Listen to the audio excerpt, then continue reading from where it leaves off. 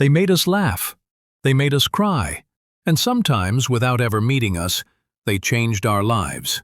Hello to our celebrity news family, and welcome back to the channel. Today's episode is not just another news roundup. It's a tribute, a chance to pause, reflect, and honor 7 remarkable lives, stars, storytellers, and silent icons who left us within the past 24 hours. Each one carried a flame that illuminated the screen, and many hearts beyond it. Before we begin, if any of these stories move you, please give this video a thumbs up, and if you want to help keep their legacies alive, share a favorite memory in the comments, because every name we speak today deserves to be remembered. Number 7. Maureen Hingert, the cultural icon who dared to dream. She never saw boundaries, only bridges. Those were the words of her daughter, Marika Zamparielli, about her mother, the elegant, resilient, and history-making Maureen Hingert, who passed away peacefully at the age of 88. And what a life it was. Born in Colombo, Sri Lanka, during the days of British Ceylon, Maureen grew up in a world that didn't often place South Asian women in the global spotlight. But that didn't stop her. She won the Miss Ceylon crown in the 1950s and went on to become the second runner-up at the Miss Universe pageant. An almost unthinkable feat at the time. Think about that, a South Asian woman standing on a global stage in the 1950s, owning her identity, beauty, and grace, at a time when stereotypes were the norm. Hollywood soon came calling. She signed studio contracts with Universal International and 20th Century Fox, eventually landing roles in classics like The King and I, Gun Fever, and Fort Bowie. Though she sometimes performed under the stage name Jenna DeVee, she never strayed from her roots, always carrying her culture in her dance, her presence, and her soul. Did you know? Maureen wasn't just a film actress, she was a classically trained dancer, and her performances brought traditional South Asian forms to American audiences, many of whom had never seen such rhythm, color, and grace on stage. She became a kind of cultural ambassador years before we even had that term for artists. Behind the scenes, she was a mother of 3, a devoted wife, first to artist Mario Armand Zamparielli and later to William J. Ballard, and a mentor to young performers trying to break into an industry that wasn't always welcoming. Her legacy, it's woven into the journeys of countless Asian American actresses who came after her. Maureen Hingert walked through the doors so others could run. Have you ever seen one of Maureen's dance performances? Or do you remember her role in The King and I? Let us know below. We'd love to highlight your memories in a future episode. Tributes to Maureen Hingert. Number 6. Nicole Chauvet, the rising star with a heart of gold. Her roles were small, her impact immeasurable. Nicole Chauvet, gone at just 42 years old, died in a sudden and tragic car accident in Las Vegas, a loss that sent shockwaves through the entertainment world. You may know her from So in Love, where she played Nurse Anne, a role that, though brief, struck an emotional chord with audiences, or maybe from her fiery performance in Sharknado 4, where she brought unexpected heart to the chaos. But Nicole's career wasn't limited to what we saw on screen. She worked behind the scenes too, most notably on Last Week Tonight with John Oliver, where colleagues remember her as the one who made long filming days bearable with just a glance or a joke. She wasn't chasing fame. Nicole had a degree in social sciences from the University of Maryland, and her true goal was to connect with people, with characters, with truth. 3 professional awards mark her success in the industry, but ask anyone who worked with her, and they'll talk about the woman who made everyone feel seen, a quiet mentor, a joyful collaborator, a light in every room. Did you ever spot Nicole in one of your favorite shows? Her performances often came in unexpected places, like little gems hidden in plain sight. Drop your favorite below. We'd love to spotlight her scenes. Tributes to Nicole Chauvet. Squad number 5. Bob Elmore, the man behind the mask. Be kind, do your best work, and help those coming up behind you. That was Bob Elmore's motto, and he lived it every single day. At 74, Bob passed away after battling a long illness. But the legacy he left behind? It's stitched into Hollywood's action scenes, horror icons, and behind-the-scenes history books. You might not know his face, but you know his work. He was Leatherface in Texas Chainsaw Massacre 2. Though uncredited at the time, Bob's physically demanding performance helped solidify the film's cult classic status. That swinging chainsaw, that terrifying presence, it was him. And he didn't stop there. Bob did stunt work for Casino, The Usual Suspects, Pirates of the Caribbean, and Being John Malkovich, movies that shaped generations. Where did he start? In the Wild West stunt show at Knott's Berry Farm. That's where he honed his craft, learned the landings, the throws, the falls, but he also learned how to work with dignity and grace. Did you know Bob trained under martial arts legend Gene LeBell? It speaks volumes to his discipline, humility, and respect for the craft. One fellow stunt performer once said, "Bob never made it about himself. He made it about the scene, about the story." We'd love to hear from you. What's your favorite action scene that Bob might have been part of? Odds are you've cheered for his work without even knowing it. Tributes to Bob Elmore. Number 4. S. Daniel Abraham, the billionaire who bought us peace. You've probably heard of Slim Fast, the diet brand that changed an industry. But behind that billion-dollar company was a man with a bigger mission. S. Daniel Abraham, who passed away at 100, didn't stop at business success. He used his fortune to fund peace. Born to Orthodox Jewish parents, Abraham grew up with a deep moral compass.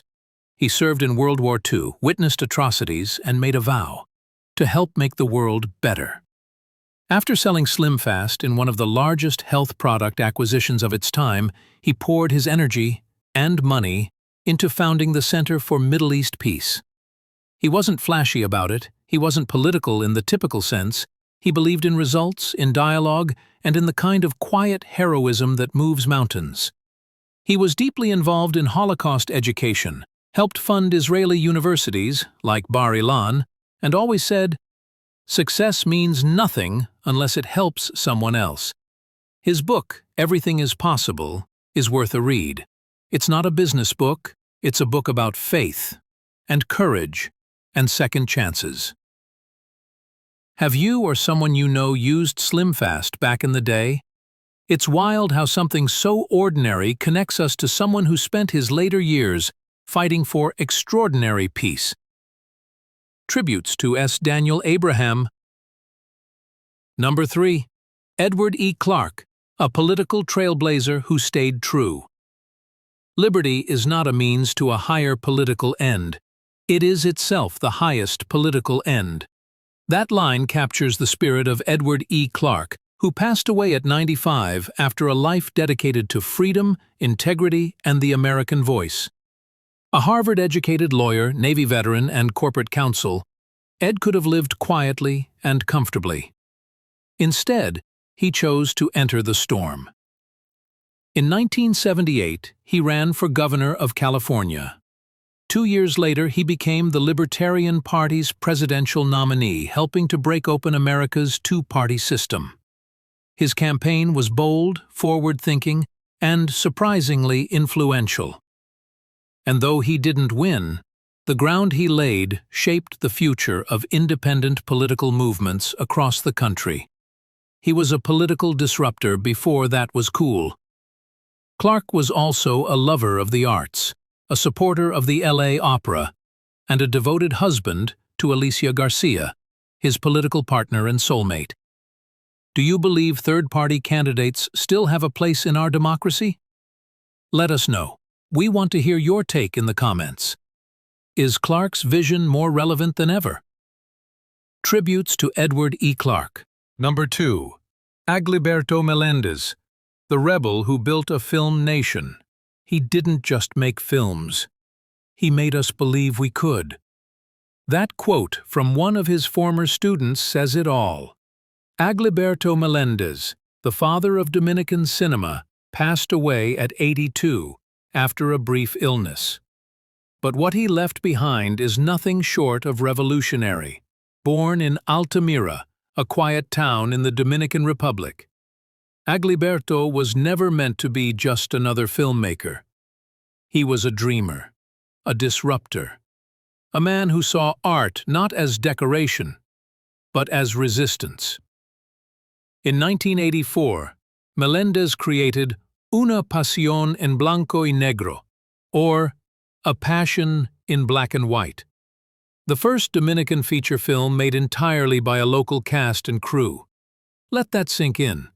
At a time when the country's film industry barely existed, he cobbled together limited resources, non-professional actors, borrowed equipment, and made a masterpiece that stunned critics when it premiered at New York's Museum of Modern Art.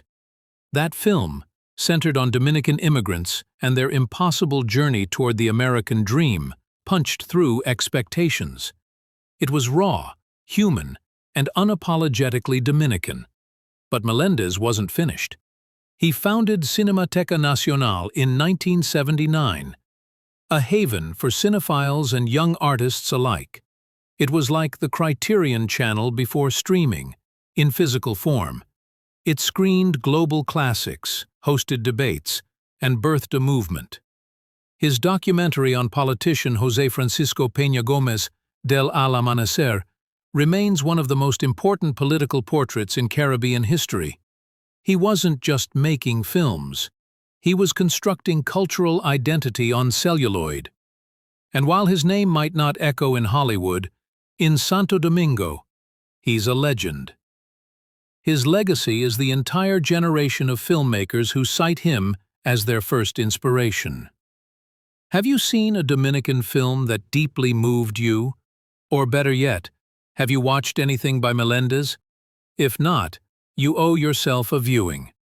Drop your thoughts in the comments below.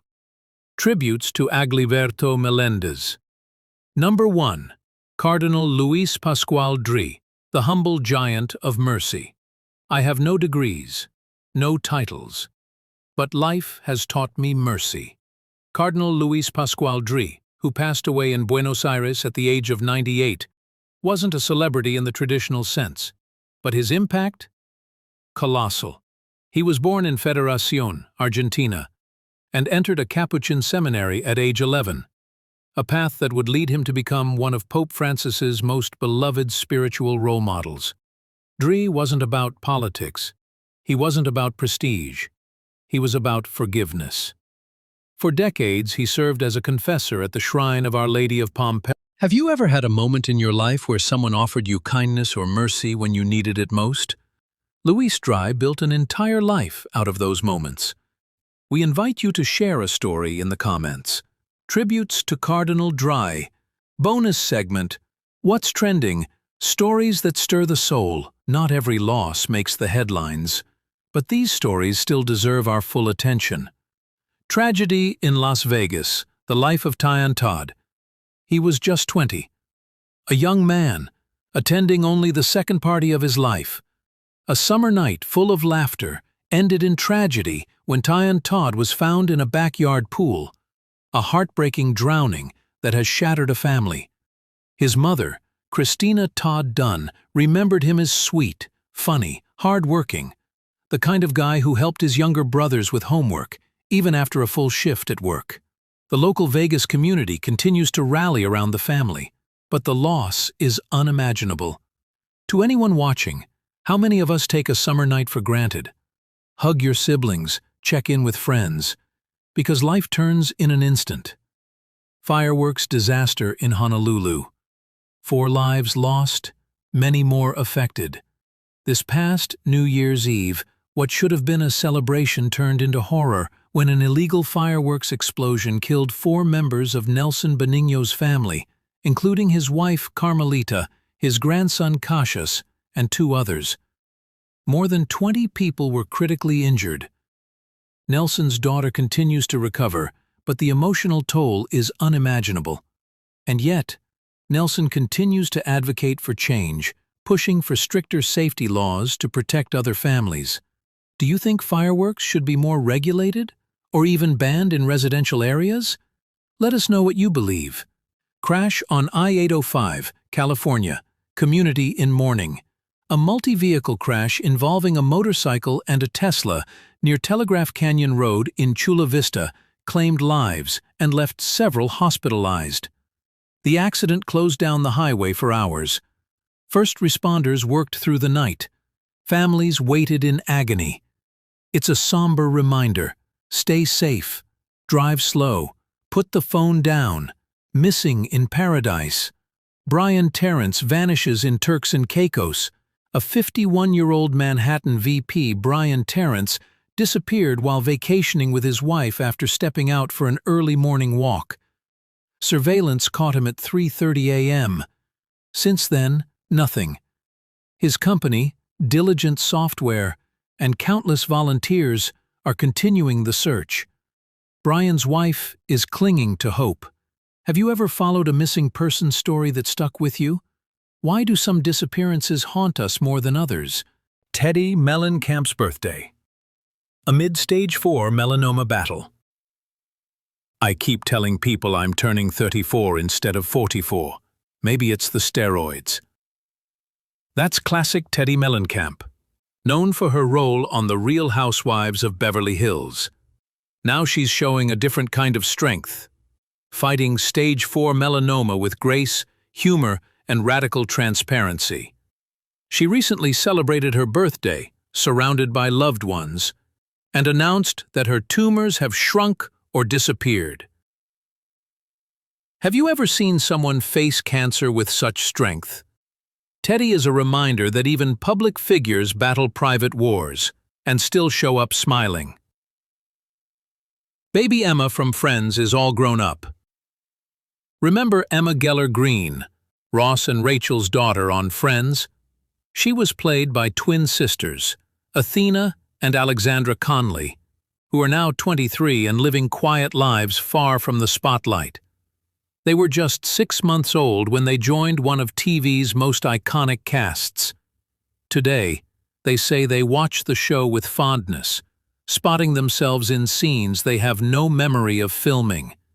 It's a sweet reminder that fame comes in strange forms, and that even small roles can create lifelong memories. Tyler Henry's brain surgery update, a medium's second chance.